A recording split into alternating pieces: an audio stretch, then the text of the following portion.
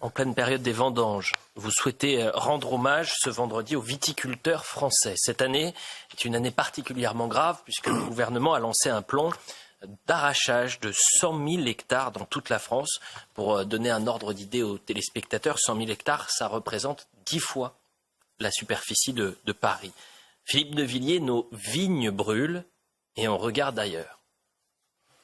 Oui, c'est une déchirure.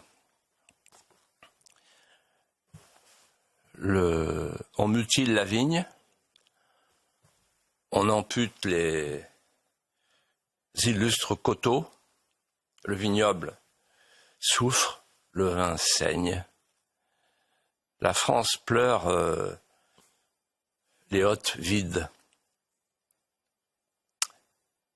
car le vin c'est la France immémoriale, des premières vendanges, des premiers millésimes, la France des vins de garde, des cépages légendaires. Cette France-là, elle vient de loin.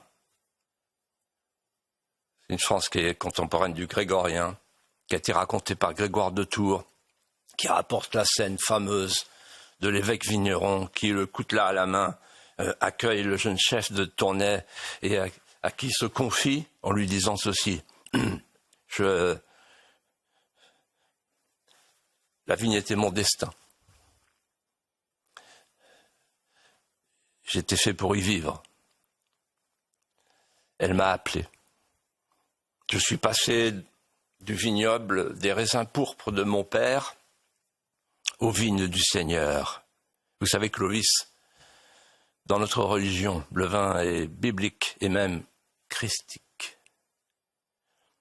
En fait, depuis toujours, le vin est intimement mêlé au corps de la France.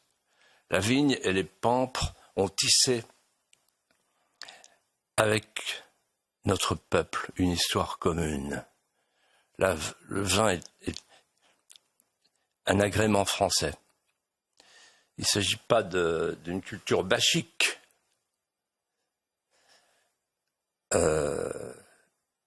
Mais il s'agit de quelque chose de plus profond. Depuis les premiers échauffements de gorge de Rabelais jusqu'aux chansons à boire de la Madelon, le vin, chez nous, est littéraire. On retient les vers et les vers nous retiennent. On célèbre la dive bouteille. On est du même sarment, on est du même serment. Et chacun le jure. Si je meurs, je veux qu'on m'enterre dans une cave où il y a du bon vin. Quand j'étais petit, quand j'étais jeune, j'allais aux vendanges.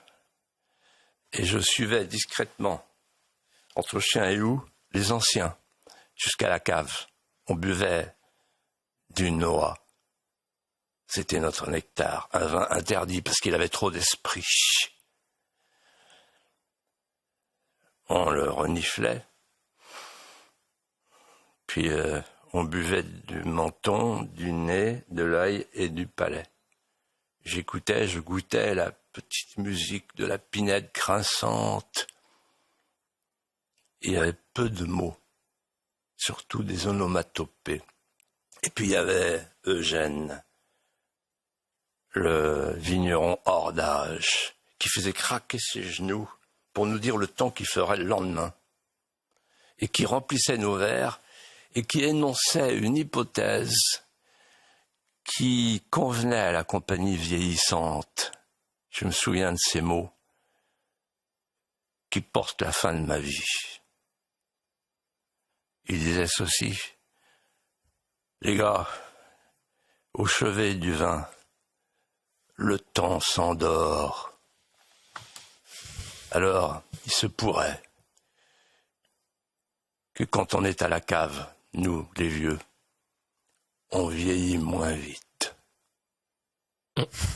Voilà le secret de ma conservation.